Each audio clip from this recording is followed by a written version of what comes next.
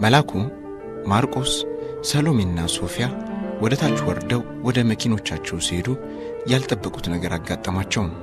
ዞር ሲሉ የስንክሳር መኪና መንገድ ዳር ቆማለች። ደንግጠው ጠጋ ብሎ ቢያዩ ማንም ሰው የለም። የገጨዋ መኪና መንገድ ዳር ያለችው አረንጓዴ ቶዮታ ካሪና የስንክሳር መኪና መሆኗን ሲነግሯቸው ሁሉም በድንጋጤ ከው ብለው ቀሩ። ሰሎሜ መቀሌ በነበረችበት ጊዜ ብርቄና ሱስና አክስቷ ቤት ገብተው ስለነበር እሷም አዲስ ቤት እስከምትከራይ ድረስ አክስቷ ቤት ገብታለች። ወይዘሮ መገርቱና ሰሎሜ ባለፉት ወራት የሆኑትን ነገሮች ለብዙ ሰዓታት መጫወት ችለዋል። ሰሎሜም በሳምንት 3 ቀን የቀድሞ ስራዋን እየሰራች ከመላኩ ጋር የሶለን ማስታወሻ ለመጻፍ በዝግጅት ተጠምደዋል። የሚቀጥለው ሳምንት መጨረሻ ላይ ተሰባስበው ወደዛ ለመሄድ እያሰቡ ነበር። ማዛ ለማርቆስ ደውላ ያልተጠበቀ ነገር የነገረችው። መላኩና ማርቆስ በጣም ነው ያዘኑት። የገንዘብ ትልቁ ኃይሉ የኪስን ድህነት ማጥፋት ሳይሆን የአእምሮንም ራቁትነት ማጋለጡ ላይ ነው። የማዛ ወንድምም በብዙ ትግል ነው ሐሳቡን ለውጦ እንደገና አብረው ሊሰሩና ችግሩን ተባብረው ለመጋፈጥ በነመላኩ ብርታት የተስማማው። መላኩና ማርቆስ እነዘለቃ የወሰዱትን ወደ 160,000 የሚጠጋ ብር ለመተካት እንዲረዳቸው የቻሉትን ያህል ስላገዟት እንደገና ነገሮች ከወዳደቁበት አንስታ ስራዋን ጀመረች። መላኩ የሶለንን ማስታወሻና 4ቱ የፍቅር ፈርጦች አንብቦ በሶለን አስተሳሰብ ከሚገመተው በላይ ነው የተደነቀው። ሰሎሜ ደግሞ ሐሳባቸውን ሳይለቁ መላኩ በራሱ አጻጻፍ እንዲጽፋቸው ችካለችበት። የተቆለፈበት ቁልፍ የረጅም ልቦለድ መጽሐፍ ትረካ ክፍል 50 አሁን ይቀርባል።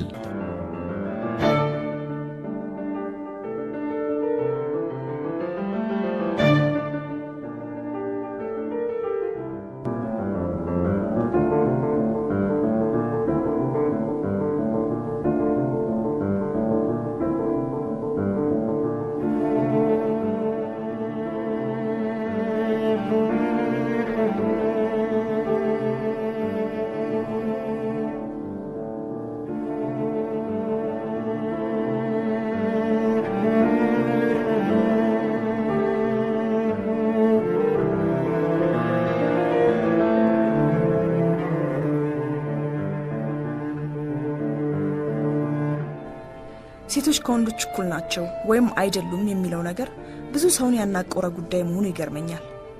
ብዙ ባህሎች የወንድን የበላይነት ያረጋገጡና ሴቶችን በክፉ ቀንበር ውስጥ ያሰሩ መሆናቸውም ግልጽ ነው። በምዕራቡ ዓለም የተነሳ የሴቶች መብትና እኩልነት ትግል እንቅስቃሴ ደግሞ ይህንን ለማስተካከል ብዙ አስተዋጽኦ ማድረጉ አይካድም። የሴቶችን ከወንድ እኩል መሆን ለማረጋገጥ የተሄደበት መንገድ ግን ውስጡ ቁጣም ቁጭትም ያዘለ ነው። ወንዶችን የሴቶች ጠላት አድርጎ ከመሳሉም በላይ ሴቷም ከወንድ እኩል መሆኗን ለማረጋገጥ ወንድ የሆነውንና ያደረገውን ሁሉ ማድረግ መቻሏን ለማረጋገጥ ወደማይሆን ድካምና ውድድር ውስጥ ያስገባ ይመስላል። ይህም የወንድንና የሴትን ልዩነት ያጠፋ ወይም የካደ አደገኛ አካሄድ ይመስለኛል። ወንድ ሴት መሆንና ማድረግ የምትችለውን ሁሉ ማድረግ እንደማይችል የታወቀ ነው። ሴትም እንደዚሁ። መለያየት ደግሞ መበላለጥ አይደለም። ልዩነት ለድግግፍ እንጂ ለውድድርና ለጦርነት መዋል የለበትም። ስለዚህም ወንድ ያለ ሴት ሴትም ያለ ወንድ አይሆንም የሚለው ሁሌም ልክ ይመስለኛል። ነገር ግን ደግሞ በሴቶች ላይ የደረሰውን በደልና ጭቆና ችላ ማለት የሚችል ወይም የሚክድ ነፃ አእምሮ አለ ማለት አይቻልም። ባርነቱ የወንድም የሴትም መሆኑን መዘንጋት ግን አይኖርበትም። ስለዚህ ጨቋኝም ተጨቋኝም ነፃ እስካልወጡ ድረስ ነፃነት ሳይሆን ማለቂያ የሌለው ጦርነትን የሚፈጥረው። ብዙ በወንዶች ላይ የመረረ ከፍተኛ ጥላቻ ያላቸው ሴቶች የሴቶች መብት ተሟጋች መሆናቸው የዚህ ውጤት ነው። እነሱ ራሳቸው በውስጣቸው ከሞላው የወንድ ጥላቻ ነፃ መውጣት ያስፈልጋቸዋል። እኔ እንደሚመስለኝ ትልቁ ነፃ የማውጣት ሥራ መሰራት ያለበት በህፃናት ወንድና ሴት ልጆች ላይ ነው። እዚያ ጋር ሁለቱም ጾታዎች ከበላይነትና ከበታችነት ቀንበር ነፃ ከወጡ እውነትም ነፃ ማህበረሰብና ጾታዊ እኩልነት የሰፈነበት ቤተሰብ ይኖራል። ልጆችን በመቅረጽ ደግሞ እናቶች ትልቅ ድርሻና ኃይል አላቸው። አድገው ከተጣመሙት ወንዶችና ከተጨራመቱት ሴቶች ይልቅ ገና ተቀርጸው ባላለቁት ህፃናት ላይ ብዙ ተስፋ ይታየኛል። በመሰረቱ ወንድም ሆነ ሴት ሰው ናቸው። ሁለቱም ራስ ወዳዶችና በተበላሸ ማህበረሰብ ውስጥ የተበላሸ ሴት ውስጥ ያደጉ ናቸው። እኩልነት የሚመጣው አንዱን ብቻ በማስገደድ ሳይሆን ሁለቱንም ከአስተሳሰብ በሽታ ነፃ በማድረግ ይመስለኛል። ቁጣ በአጭር ጊዜ ብዙ የጭንቅላትና የአካል ኃይልን የሚያባክን አጥፊ ኃይል ነው። ከቁጥጥር ውጭ የሆነ ቁጣ አእምሮን የማሳት ኃይል ያለው ቅጽበታዊ እብደት ሲሆን፣ ታምቆ የቆየና ያልተገለጸ ቁጣ ደግሞ ተከድኖ የሚንተከተክ የፈላ ዘይት ወይም ታምቆ የሚብላላ አሲድ ነው። ቁጣ ያፈረሰውን ቤትና ግንኙነት ስናስብ ቁጣን የመቆጣጠር በትክክል የመግለጽና የመግራት ትምህርት በየትምህርት ቤቱ ቢሰጥ ጥሩ ይመስለኛል። አንድ ጊዜ ባረፍኩበት ሆቴል እንግዳ መቀበያ አካባቢ ስንጎራደድ 2 ነጭ ጥንድ አዛውንቶች ከሆቴሉ ለቀው በመውጣት ላይ ነበሩ። ያዙትን ትላልቅ ሻንጣ ሲጎትቱ አይቼ ስላሳዘኑ ልረዳቸው ፈልጌ አግዣቸው መኪናቸው ውስጥ ካስገባን በኋላ ሰውየው ጥቂት ዶላሮችን እንደ ጉርሻ ሊሸጉጡልኝ ሲሉ እኔም የሆቴሉ እንግዳ እንደሆንኩና ላግዛቸው ብቻ አስቤ እንዳደረግኩት ስነግራቸው የሚገቡበት ጠፋቸው። ዘረኛ እንዳሉና ትልቅ ስህተትም እንደሰሩ የተሽቆጠቆጡ ሊነግሩ ይሞከሩ። እንዲያውም ብዙ ጥቁር ጓደኞችም እንዳላቸው ሁሉ ዘበዘቡልኝ። የሆቴሉ እንግዳ አስተናባሪ መስያቸው እንደነበር ማሰባቸውን ብረዳም ጥቁር ስለሆንኩ አስበው ያደረጉት እንዳይመስለኝ ነበር ያ ሁሉ ጥረት። ሁላችንስ ሰዎችን ከውጪ በማየት የራሳችንን ግምት እንሰጣቸው የለ? ታዲያ የሰውን ማንነት ከዚህ ሌላ እንዴት ማወቅ እንችላለን? መልሱ ከመገመት መጠየቅ፣ በውጫዊ መልክ ሰውን ከመፈረጅ የሰውን ውስጣዊ ማንነት ለማወቅ ቅድሚያ ጊዜና እድል መስጠት ያስፈልጋል። አሁን በእኛ ዘመን የሰለጠነና ያደገ ጥቁር ሕዝብ ወይም አገር ለምን እንደሌለ ግራ ይገባኛል። ጥቁርነታችን ነው ኋላ መቅረታችን? የትኛው ነው የቀደመው?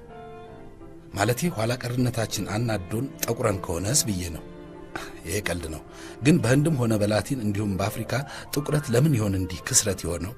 በታሪክ ከመመጻደቅና በሌሎች ከማሳበብ ጥቁርነታችን ሳይሆን ስንፍናችንና አስተሳሰባችን ከሌሎች ውጫዊ ክስተቶች ጋር ተባብሮ የፈጠረብንን እውነተኛ ጠላታችንን ማሸነፊያ ጊዜው አሁን ነው።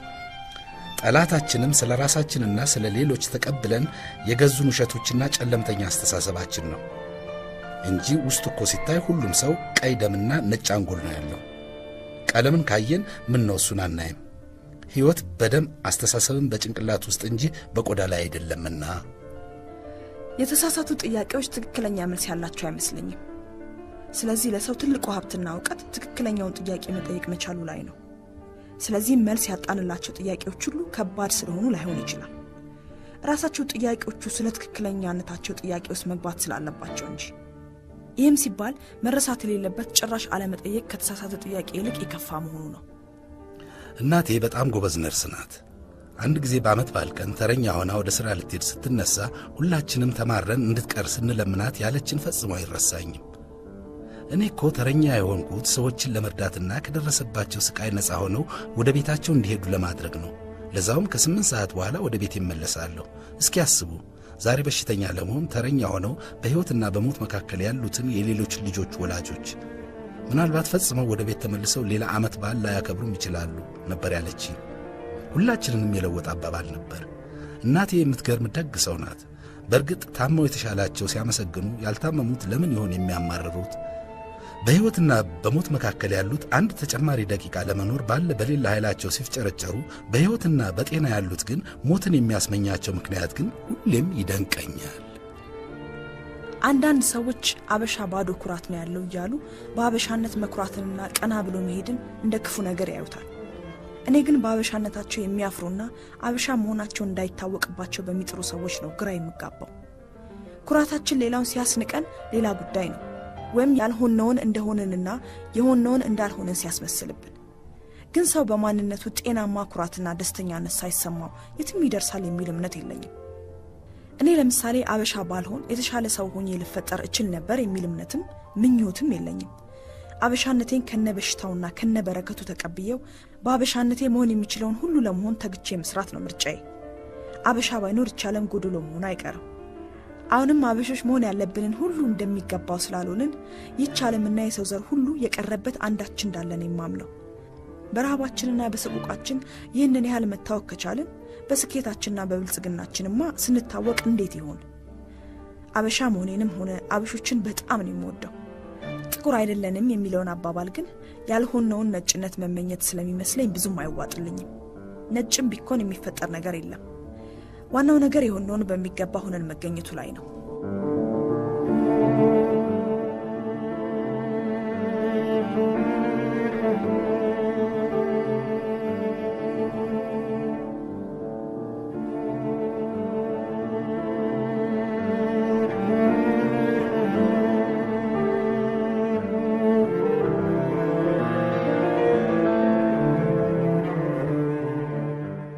ከእንስሳት ጋር በቂ ጊዜ ያላጠፋ ሰው መሆን ምን ማለት እንደሆነ እጅግም ይገባዋል ብዬ አላስብም።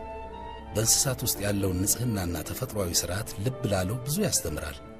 በሰው ውስጥ ብቻ ያለውን የስብዕናን ፋይዳ ለማወቅ ከእንስሳት ጋር በቂ ጊዜን ማሳለፍ እጅግ ጠቃሚ ነው። በፊልም ሳይሆን በሕይወት። ከኤሌክትሮኒክስና ከቴሌቪዥን ጋር ያደጉ ልጆች የሰው ጣዕሙ እንዴት ሊገባቸው ይችላል? ለማሽን ጾታም ስሜትም የለውምና የሰውን ክቡርነት እንኳን ሳይቀር መርሳታቸው አይቀርም። በምዕራቡ ዓለም እየተስፋፋ ለመጣው ግለኝነትና የጾታ ግራ መጋባት ይህ ትልቅ አስተዋጽኦ ያደረገ ይመስለኛል። በሌላ በኩል ደግሞ በእኛ አገርም ያለው በእንስሳት ላይ የምናሳየው ጭካኔና ግዴለሽነት ለሰብአውያን ፍጡራን ያለንን አሳፋሪ እይታ ጠቋሚ ሆኖ ታዝቤዋለሁ። ምላስና ማር፣ አፍንጫና ሽቶ ሲገናኙ ብቻ የሚታወቅ የሕይወት ጣዕም አለ። ካፈቀሩት ልብ ጋር ብቻ ሰው ሲጋራው የሚቀምሰው የፍቅር ስውር ጣዕም ያለም ይመስለኛል።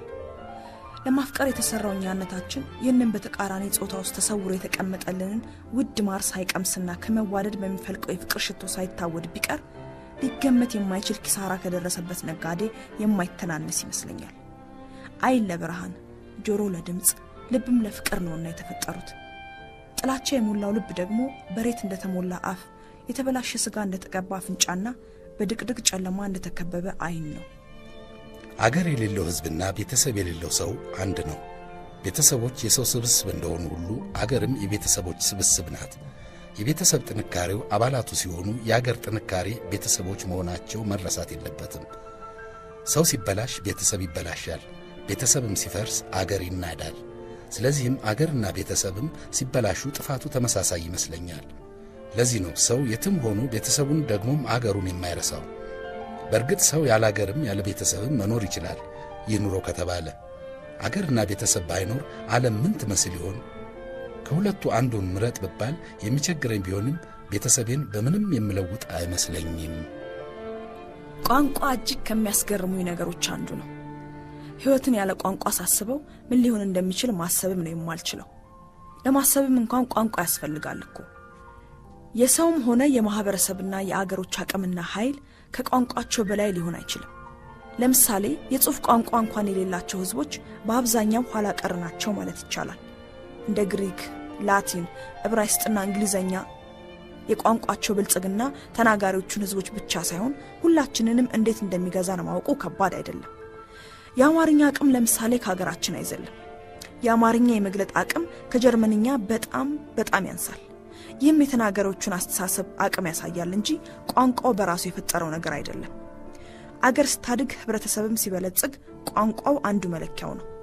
አንዱ አእምሮ ከሌላው ጋር፣ ያለፈውና የአሁኑ ትውልድ እንዲሁም በአንድ አገር ያለው ህዝብ ከሌላው ጋር ቋንቋ ባይኖር እንዴት ይግባባ ነበር? ያለ ቋንቋ አእምሮ ሁሉ ደንቆሮና ዲዳ ነው ማለት ይቻላል። ሕፃናት ጥልቅ የሆነ የማወቅ ረሃብ ማሳየት የሚጀምሩት ገና በለጋ ዕድሜያቸው ነው። አፍ እስኪፈቱ ሁሉን ወደ አፋቸው ለመክተት ሲሞክሩ አፍ ከፈቱም በኋላ ሁሉን በቃል ካፋቸው እያወጡ ይጠይቃሉ።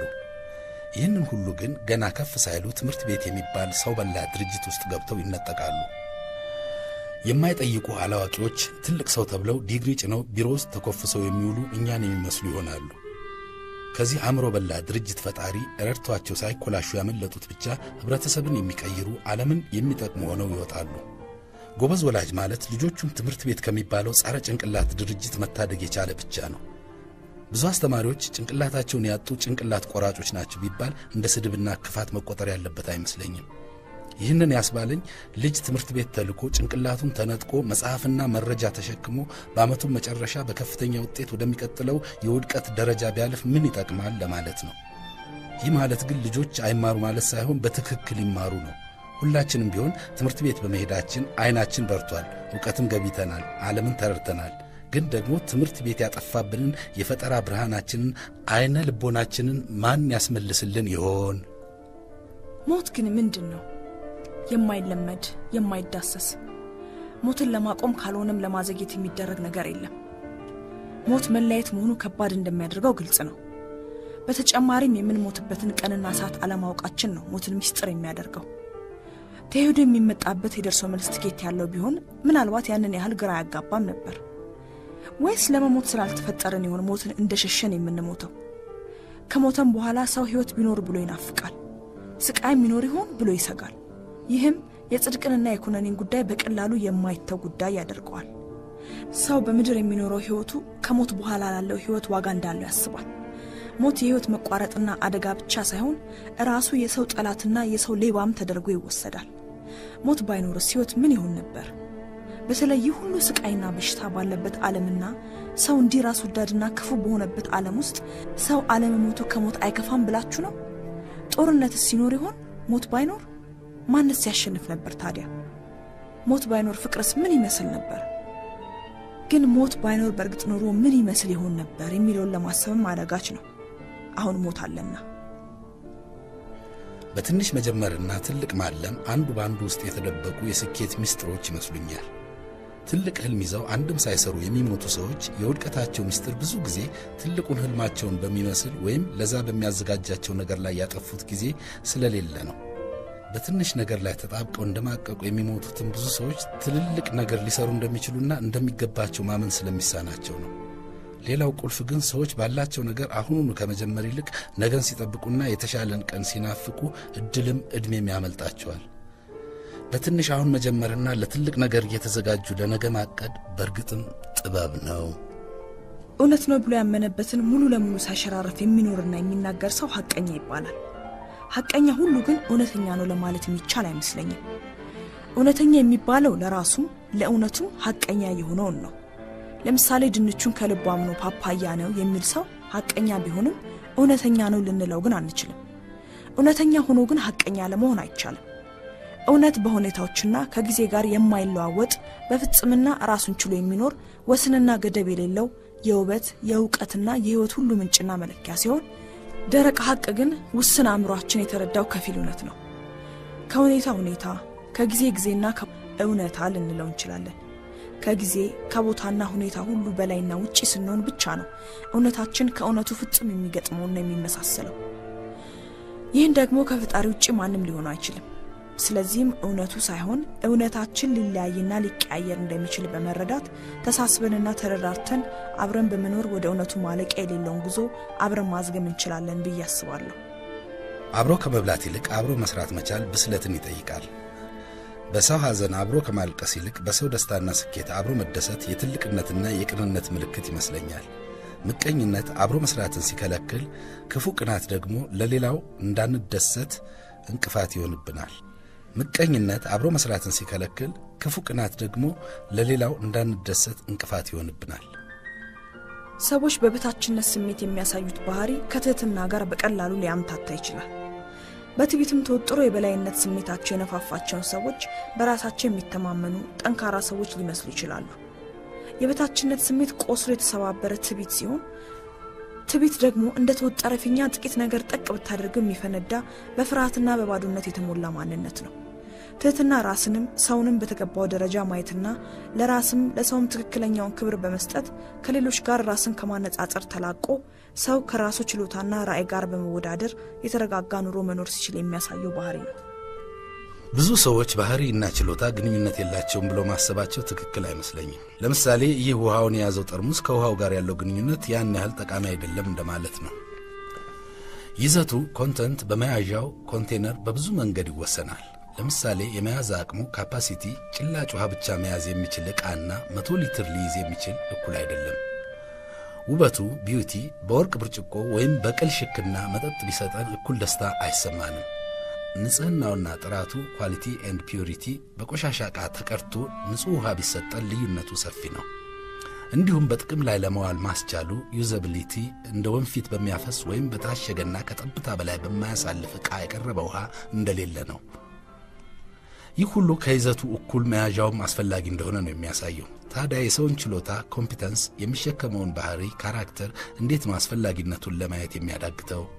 ባህሪ እኮ ችሎታን ተሸካሚ መያዣ መሆኑን ማንም ሊክድ አይችልም። ስለዚህም መልካም ባህሪ የሌላቸው ጎበዝ ሰዎች በአጭር ቃል የባከኑ ችሎታዎች ከመሆን አልፈው ጎጂ ስጦታዎችም ሊሆኑ ይችላሉ። ይህ ሁሉ ከይዘቱ እኩል መያዣውም አስፈላጊ እንደሆነ ነው የሚያሳየው። ታዲያ የሰውን ችሎታ ኮምፒተንስ፣ የሚሸከመውን ባህሪ ካራክተር እንዴት ነው አስፈላጊነቱን ለማየት የሚያዳግተው? ባህሪ እኮ ችሎታን ተሸካሚ መያዣ መሆኑን ማንም ሊክድ አይችልም። ስለዚህም መልካም ባህሪ የሌላቸው ጎበዝ ሰዎች በአጭር ቃል የባከኑ ችሎታዎች ከመሆንም አልፈው ጎጂ ስጦታዎችም ሊሆኑ ይችላሉ። አንዴ በፍጥነት አንብባ ጨርሳ ቀና ብላ መላኩን ብታየው አሁንም በተመስጦ ስልኩን እያወራ ነው። መላኩ የሶሎንን ጽሑፎች ይዘታቸውን ሳይለቁ የጻፈበትን መንገድ ወደዋለች። አሁንም ላይታች እያለች እያነበበችና ስልኩን መጨረሱን እየተቁነጠነጠች መጠበቅ ጀመረች። ትንሽ ቆይቶ ማርቆስና ሶፊያም ስለሚመጡ ብቻቸውን እንዲያወሩ ስለፈለገች አላስችል ብሏት ወደሱ ስትሄድ ስልኩን ጨርሶ ዞር ሲል ሮጣ ላው ላይ ተጠመጠመች። መሊ ነፍሴ this is exactly what it is። በቃ ምን ላድርግ? ሶሎን ይህንን ቢያይ በቃ አዝሎ ነበር እኮ የሚዞረው። እኔም አልችልም እንጂ አዝዬ ብዞር ደስ ይለኝ ነበር። በቃ እኮ ይሄው ነው ብላ አንገቱን አንቃ ግንባሩን፣ ጉንጩን፣ አንገቱን ምኑም አልቀራት።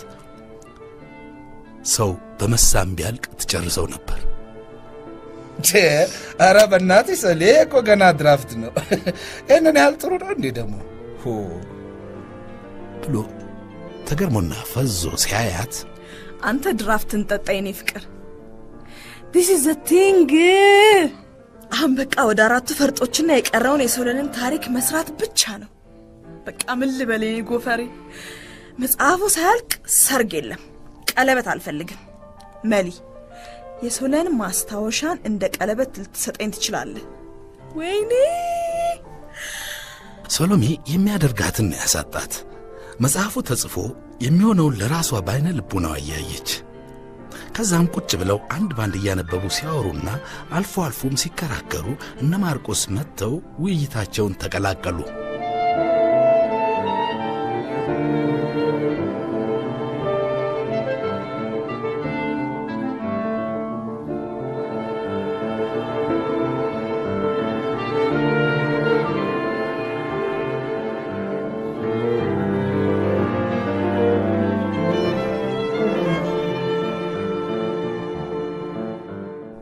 ሁሉም የመላኩን አጻጻፍ አድንቀው አጸደቁለት። ማታ ላይ ደግሞ ለቤተሰቦቿ ላጎቷ ጭምር ለሁሉም ኢሜል አደረገችላቸው። ለሚቀጥሉት 3 ወራት መላኩ በሶሎን ሕይወት ውስጥ ራሱን ቀበረ።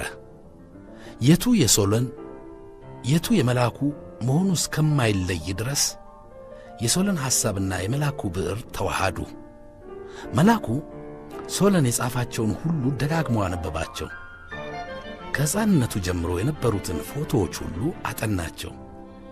ሶፊያንም የምታስታውሰውን ነገር ሁሉ እንድትነግረው አድርጎ አናዘዛት።